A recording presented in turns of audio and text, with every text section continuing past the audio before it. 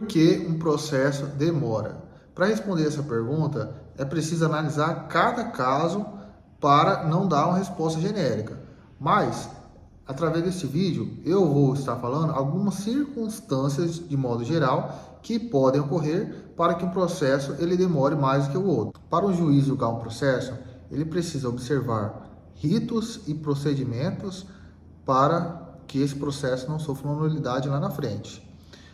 E cada processo, cada natureza da ação tem o seu rito específico e o procedimento adequado para a natureza daquela demanda. Por exemplo, se for uma ação civil, o juiz deverá utilizar o Código de Processo Civil. Se for uma ação penal, deverá utilizar o Código de Processo Penal e assim por diante.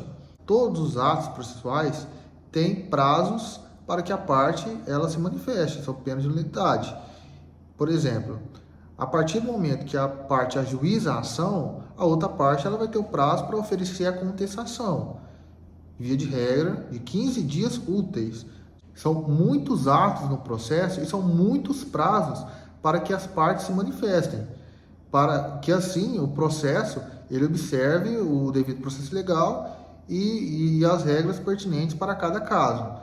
Muitas das vezes a parte não vê, até porque quem visualiza todos os atos do processo é o advogado constituído para representá-la.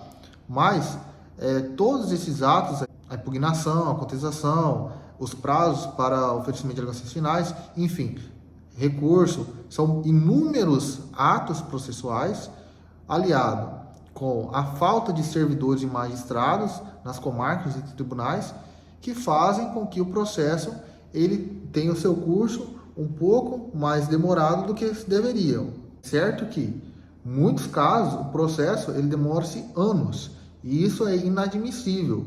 Porém, como eu disse, para responder essa pergunta, precisa-se analisar cada caso. Muitas das vezes o processo ele está pendente de manifestação e não é feita as manifestações nos prazos estabelecidos, enfim.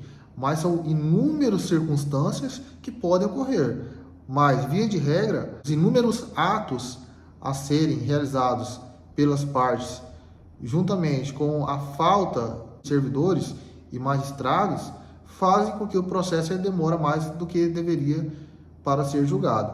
Se isso por si só não bastasse, ainda tem os recursos. A parte vencida ainda pode, ou até vencedora, mas não com o processo julgado totalmente procedente, ela ainda pode estar recorrendo para o Tribunal Superior e fazendo com que o processo, ainda que a outra parte não tenha interesse naquele recurso, o processo vai ser reanalisado e de toda forma irá fazer com que o processo, ficando no Tribunal Superior, demore para ser julgado.